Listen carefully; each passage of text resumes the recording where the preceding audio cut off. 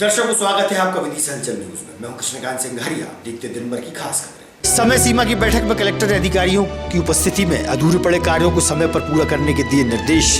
वहीं आयुष्मान कार्ड का लक्ष्य पूरा करने पर दिया जोर।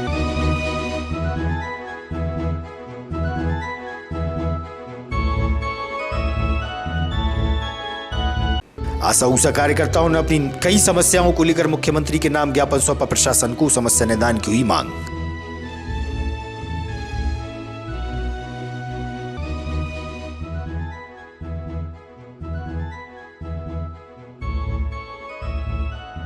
और नवीन कंपोजिट भवन परिसर में उखाड़े जा रहे हैं पेवर ब्लॉक। हो रहा है आरसीसी का कार्य।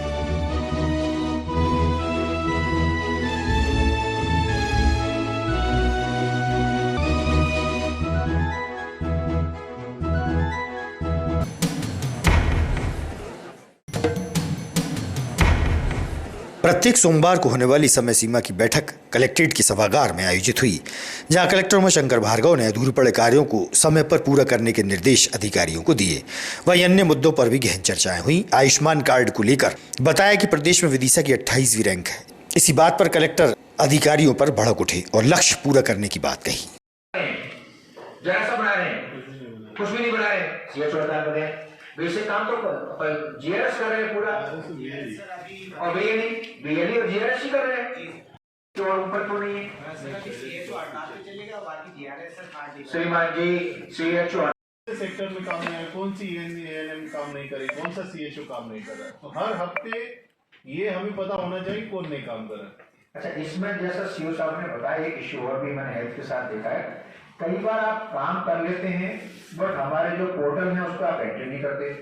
तो क्या हो रहा है कि आपने काम कर लिया, एंट्री नहीं किया, आपने प्रगति नहीं दिख रही, जब आप काम कर चुके होते हैं तो साथ साथ में आपको एंट्री भी करनी है। क्योंकि भोपाल में जो जानकारी पर डे हर डेमो से बात करी, का काम है। हर तीन बजे हर रोज मैं वीसी ले लेता हूँ आधे घंटे की। क्या स्थिति है आयुष्मान?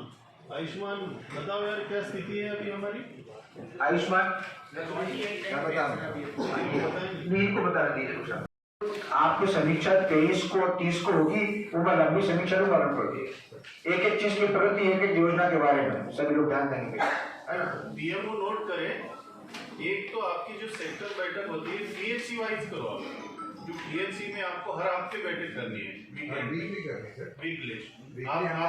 निजी गार्डन में माहेश्वरी समाज की महिलाओं द्वारा कार्यक्रम संपन्न हुआ। मेला कार्यक्रम में सभी ने अपने अपने स्टॉल लगाए थे। माहेश्वरी समाज की महिला अध्यक्ष ने बताया।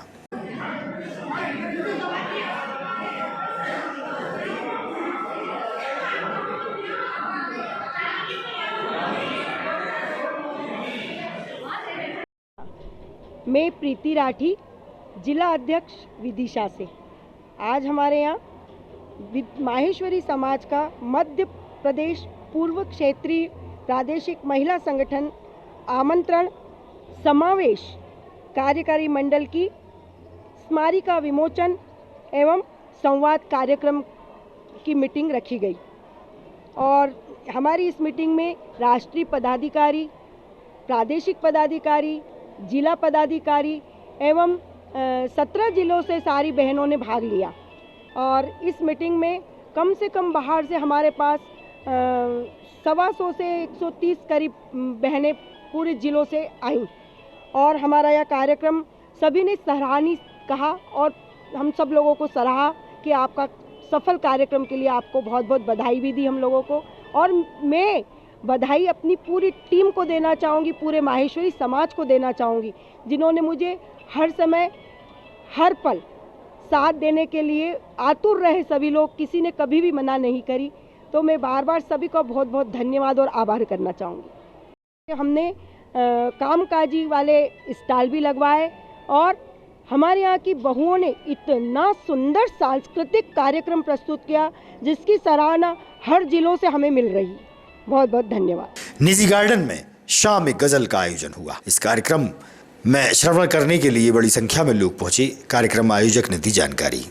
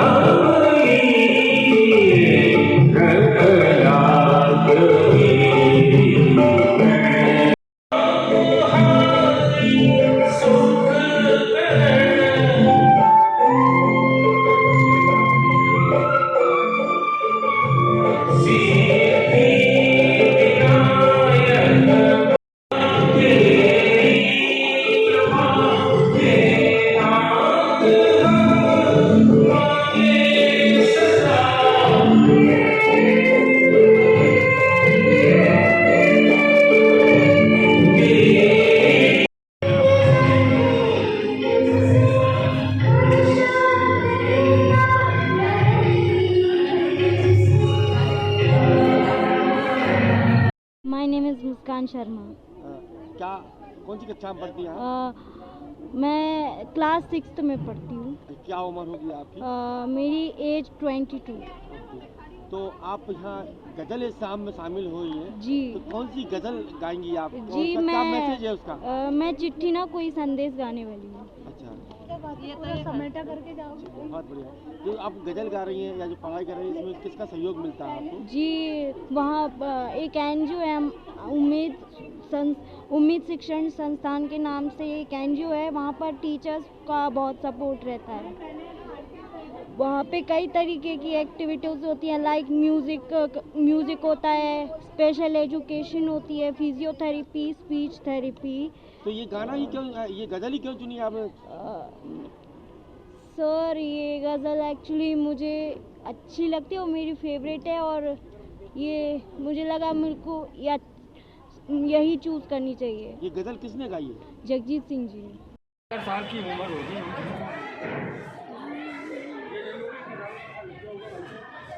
नाम मधुसूदन पचौरी है और मैं the harmony singers of Vidisha group का जो है सचिव हूँ। जी, आज यहाँ पर क्या कार्यक्रम है? आज जो है कार्यक्रम शाम गज़ल का है। विदिशा के जो बड़े बड़े साहित्यकार वगैरह जो भी हैं गज़ल से रिलेटेड है, जिनको गज़ल का बहुत शौक़ है, उनके हिसाब से, और हम लोगों ने विदिशा के हम सभी जो गायक हैं हमारे ग्रुप के, हम सभी लोगों ने निर्णय किया कि क्यों ना एक शाम गज़ल का कार्यक्रम करें, क्योंकि विदिशा में बहुत ही कम वो कार्यक्रम होता है। जी, इसमें कितने जो साहित्यकार हैं या गज़ल कितने? हमारे ग्रुप में जो है करीबन हम लोग 15 से 16 लोग हैं, सभी गज़ल गा रहे हैं। और अभी हमने एक बिटिया है मुस्कान शर्मा जो हैंडीकैप है, और वो हमारे इस ग्रुप में हमने उसको आजीवन सदस्य के लिए रखा है, और वो भी अपनी एक प्रस्तुति देगी, शायद वो भी आ गई है। आशा ऊषा कार्यकर्ताओं ने अपनी विभिन्न समस्याओं को लेकर मुख्यमंत्री के नाम ज्ञापन जिला प्रशासन को सौंपा है। अपनी समस्याएं निदान की मांग की है। आशा ऊषा कार्यकर्ताओं का क्या कहना है, आप सुनिए।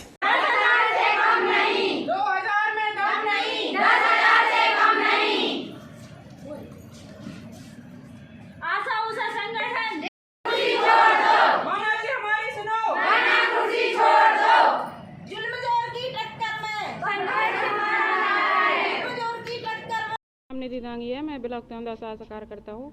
और सर, हमारी मांग ये है कि एएनसी के साथ में गर्भवती महिला के साथ में हम पूरे 9 महीना उसकी देखभाल करते हैं, उसकी जांचें करवाते हैं, लेकिन उसका जब पैसे डालने का समय आता है तो हमारा कभी समय से नहीं डलता है, क्योंकि उसका नहीं डला है। उसके जब हम कागजात समय पर उपलब्ध कराते हैं, खाता नंबर और समग्र ID, तो उसकी पैसे डालने की गलती किसकी रहती है? अधिकारियों की, कर्मचारियों की। लेकिन उनकी वजह से हमारा पैसा क्यों रोक दिया जाता है? सर, यदि उनके नहीं डाल रहे हैं तो हमारा तो डाल देना चाहिए, और उनका भी आप क्यों नहीं डाल रहे हो? इसके लिए हम उनके लिए भी फिर घूमते हैं और हमारे लिए भी घूमते हैं। हम कोई भी काम करते हैं, जब तक हम किसी से जाके मांगते नहीं है तब तक हमारा कोई पैसा समय से नहीं डालते। लगभग कितने लोग हैं आप लोग? जी, हम लोग 300 आशा कार्यकर्ता हैं। 300 का कभी समय से नहीं डलता। 1 महीने डल गया, 4 महीने बाद फिर वही कार्यक्रम शुरू हो जाता है कि मांगो आप। जी, हम CM साहब के नाम दे रहे हैं, मामा जी के नाम पे दे रहे हैं कि वो हमें उचित मान दिया जाए, जिसमें हम जी सकें, हमारे परिवार का भरण पोषण कर सकें। सिर्फ हम लोग, हमारी आशा बहनों को मात्र 2000 रुपये मिलते हैं, वो भी हर माह नहीं डलते, कभी 3 महीने में, कभी 4 महीने में, कभी 2 महीने में, वो भी काट कर डलता है। बताइए, क्या 2000 में किसी का घर चल सकता है? क्या हम बच्चों को अच्छा रोजगार, अच्छी पढ़ाई शिक्षा दे सकते हैं? नारा दिया कि मामा कुर्सी छोड़ो, क्या नारा है वो? ये नारा ये है कि हम लोगों को एक निश्चय मान दे दिया जाए, उचित मान दे दिया जाए, जीने लायक दिया जाए। इससे मिल रहा और क्या चाहती हैं? अभी सिर्फ 2000 देते हैं हमको, वो भी समय पे नहीं डलता। कितने घंटे काम करना पड़ता है? 24 घंटे काम करना पड़ता है। कभी भी किसी भी समय कोई भी आके पूछ। मेरा नाम रीना नामदेव है, मैं मलकपुर की आशा कार्यकर्ता हूँ, जो कि उघर सेक्टर में आता है। हम लोगों की 8 सूत्रीय मांगे हैं, और इन मांगों को लेकर हम कलेक्टर महोदय को ज्ञापन दे रहे हैं। माननीय शिवराज सिंह के तक पहुंच सके हमारी ये बात। हमारा कहना यह है, अगर मामा जी आज नहीं जागे ना तो अगली बार नहीं आएंगे। हम लोग इतनी मेहनत करते हैं, इतनी करते हैं, और हम लोगों को मात्र 2000 रुपये पकड़ा दिया जाता है। भिखारियों जैसे 24 घंटे काम लिया जाता है। कब फ़ोन लगा दें, कब क्या करवा दें, कोई पता नहीं। ना तो हम लोगों को जो कोविड में ऐसे, मतलब जहाँ डॉक्टर नर्स नहीं जाती थी वहाँ एक आशा गई, उसने अपना घर नहीं देखा, बच्चे नहीं देखे, अपना परिवार नहीं देखा, उसके बाद भी मामा चुप बैठा है वहाँ पे। हाँ, कोविड मुक्त हो गया पूरा, सब कुछ करवाने के बाद आज हम लोगों की स्थिति ये है, अगर हम बीमार हो जाते हैं हमको 1 दिन की छुट्टी नहीं मिलती। ऑलराउंडर 24 घंटे, कभी भी फ़ोन आ जाए, कुछ भी आ जाए। इसलिए हमारा कहना है, मामा जी जाग जाओ, 2000 में कुछ नहीं होगा, हम लोगों को 10 चाहिए। आयुष्मान भी हम लोगों से करवाया, जो कि हमारा काम नहीं था। बार बार कॉल लगाया जाता है, बार बार हर बात के लिए पूछा जाता है। नवीन कंपोजिट भवन का निर्माण हुए लगभग कुछ ही वर्ष हुए हैं। कलेक्ट्रेट परिसर में पेवर ब्लॉक लगाए गए थे, जिन्हें उखाड़कर अब आरसीसी का कार्य हो रहा है। यह कार्य समझ से परे है। आम जनता के पैसे का उपयोग इस तरह होता है।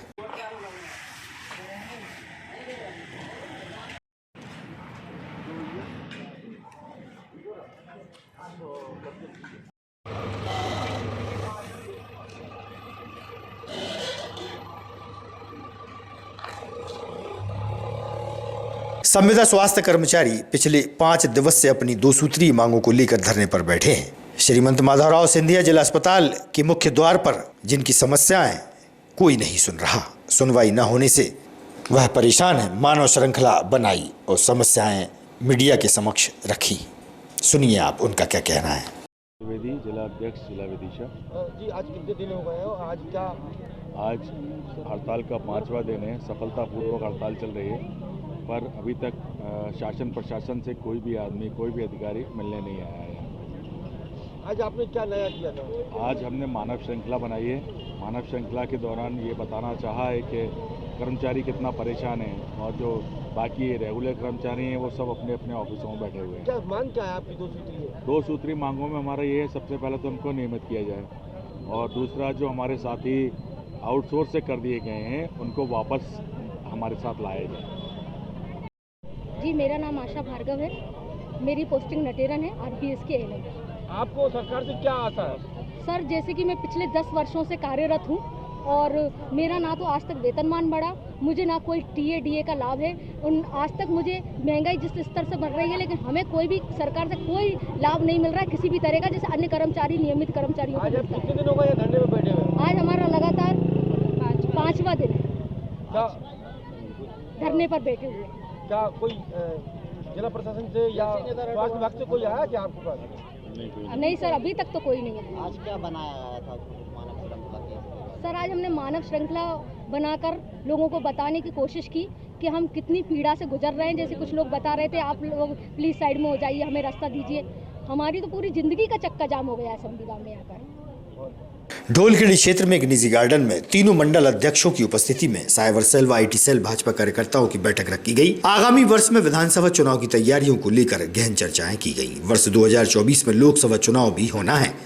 भाजपा कार्यकर्ताओं द्वारा तैयारियां प्रारंभ कर दी गई है। इस अवसर पर भाजपा की पूर्व नगर पालिका अध्यक्ष मुकेश टंडन, जनपद अध्यक्ष वीर सिंह रघुवंशी सहित पदाधिकारी भी उपस्थित रहे। विवाद में फंस गए और जब विवाद में फंस गए तो युवा मोर्चे के राष्ट्रीय अध्यक्ष के रूप में, पार्टी के राष्ट्रीय महामंत्री के रूप में, संसदीय बोर्ड के राष्ट्रीय महामंत्री। जी, आज का जो कार्यक्रम है सुघोष है, ये पूरे प्रदेश के 57 जो हमारे संगठन के जिले हैं, उन जिलों के पर हर जो मंडल है, 270 मंडल के हर बूथ से 2-2 लोग सोशल मीडिया के हम निकाल रहे हैं। ऐसे 1.5 लाख लोगों का हम प्रशिक्षण मंडल स्तर पर हम कर रहे हैं।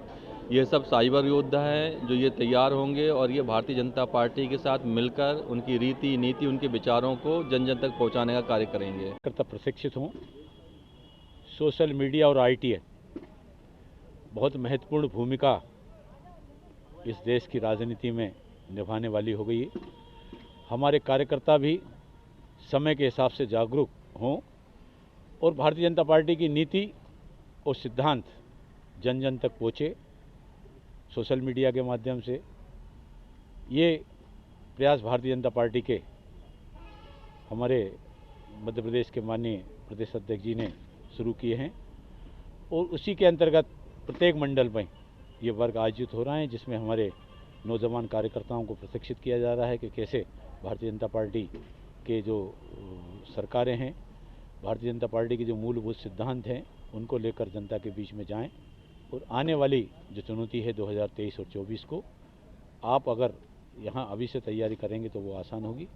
बड़े प्रसन्नता के साथ मैं ये कह रहा हूँ कि विदिशा हमारे शहर के तीनों मंडलों में कार्यकर्ताओं में बहुत उत्सुकता है, वो काफ़ी उत्साह के साथ इन वर्गों में भाग लेकर भारतीय जनता पार्टी द्वारा जो उद्घोष किया गया है उसमें शामिल हो रहे हैं। क्री मोहल्ला क्षेत्र स्थित सुनील ट्रेडर्स से चोरी होने का मामला प्रकाश में आया है। व्यवसायी के यहाँ कर्मचारी ने ही दिया चोरी को अंजाम। गुड़ की गोदाम से विगत कई समय से चोरी कर रहा था। व्यवसायी ने मीडिया को बतलाया।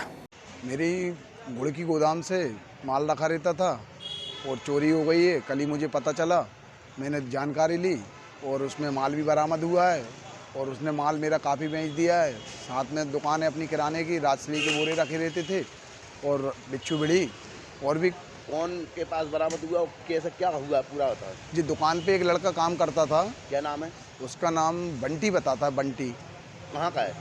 जी, ब्यावरा का बताता है। यहाँ कहाँ रहता है? यहाँ करीम मोहल्ला में रहता है जी। तो आपके इधर कैसे आता था? दुकान पे सामान लेने आता था पहले और फिर आते आते ऐसा लपका कि काम करने लगा।